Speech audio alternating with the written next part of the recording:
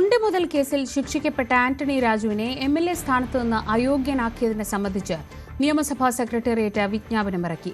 തിരുവനന്തപുരം മണ്ഡലത്തിൽ ഒഴിവ് വന്നത് അറിയിച്ചാണ് വിജ്ഞാപനം തെരഞ്ഞെടുപ്പ് കമ്മീഷന് കൈമാറും. കഴിഞ്ഞ ദിവസമാണ് ആന്റണി രാജുവിനെ കോടതി 3 വർഷത്തെ തടവിന് ശിക്ഷിച്ചത്. വി അരുൺ വിവരങ്ങളുമായി. അരുൺ, സാങ്കേതികമായി ഈ വിജ്ഞാപനം ഇറക്കുകയാണ് നിയമസഭാ സെക്രട്ടേറിയറ്റിന് ചെയ്യാനുണ്ടായിരുന്നത്. ഇനി തുടർ നടപടിക്രമങ്ങൾ എന്താണ്?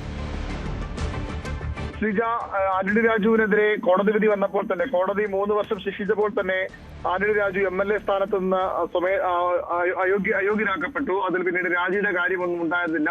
വിധി വരുമ്പോൾ തന്നെ അയോഗ്യനാക്കപ്പെട്ടു. പിന്നീട് ഉള്ള നടപടിക്രമം നിയമസഭാ സെക്രട്ടേറിയറ്റിന്റെ വിജ്ഞാപനമാണ്. ആന്റണി രാജുവിനെ അയോഗ്യനാക്കിക്കൊണ്ടുള്ള വിജ്ഞാപനവും അതുപോലെ തന്നെ ആ മണ്ഡലം തിരുവനന്തപുരം മണ്ഡലത്തിൽ ഒഴിവ് വന്നു എന്നറിയിച്ചുകൊണ്ടുള്ള വിജ്ഞാപനം. ആ വിജ്ഞാപനമാണ് ഇപ്പോൾ പുറത്തിറങ്ങിയിരിക്കുന്നത്. ആന്റണി രാജുവിനെ അയോഗ്യനായതിനെ തുടർന്ന് തിരുവനന്തപുരം മണ്ഡലത്തിൽ ഒഴിവ് വന്നു എന്നറിയിച്ചുള്ള വിജ്ഞാപനമാണ് ഇറക്കിയിരിക്കുന്നത്. ഇത് തെരഞ്ഞെടുപ്പ് കമ്മീഷനെ അറിയിക്കും. സ്വാഭാവികമായും അവിടെ പുതിയ തെരഞ്ഞെടുപ്പ് നടക്കേണ്ടതുണ്ട്. പക്ഷേ നിയമസഭയുടെ കാലാവധി തീരാൻ ആഴ്ചകൾ മാത്രമാണ് ബാക്കിയുള്ളത്. അതുകൊണ്ട് തന്നെ അവിടെ ഒരു ഉപതെരഞ്ഞെടുപ്പിലേക്ക് കമ്മീഷൻ കടക്കില്ല. പകരം പൊതുതെരഞ്ഞെടുപ്പിനൊപ്പം അവിടെയും തെരഞ്ഞെടുപ്പ് നടക്കും. തിരുവനന്തപുരത്തും തെരഞ്ഞെടുപ്പ് നടക്കും.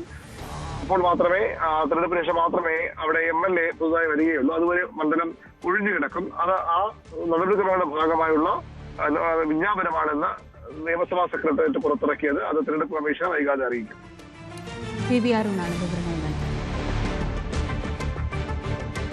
കോടതി വിധിയുടെ അടിസ്ഥാനത്തിൽ ആന്റണി രാജു അയോഗ്യനാക്കപ്പെട്ടെന്ന് നേരത്തെ സ്പീക്കർ എൻ ഷംസീർ പ്രതികരിച്ചിരുന്നു. അയോഗ്യനാക്കപ്പെട്ടെന്നും തിരുവനന്തപുരം നിയമസഭാ മണ്ഡലത്തിൽ ഒഴിവ് വന്നെന്നും കമ്മീഷനെ അറിയിക്കുകയാണ്. ഇക്കാര്യത്തിൽ സ്പീക്കറുടെ ചുമതലയെന്നും എൻ ഷംസീർ പറഞ്ഞു. ഇതിനുശേഷമാണ് ഇപ്പോൾ ഉത്തരവിറങ്ങിയത്. ഇതിന്റെ നോർമൽ പ്രൊസീഡിങ്സ് ഇപ്പോൾ ആന്റണി രാജു ഡിസ്ക്വാളിഫൈ ചെയ്യപ്പെട്ടു ജഡ്ജ്മെന്റ് അടിസ്ഥാനത്തിൽ.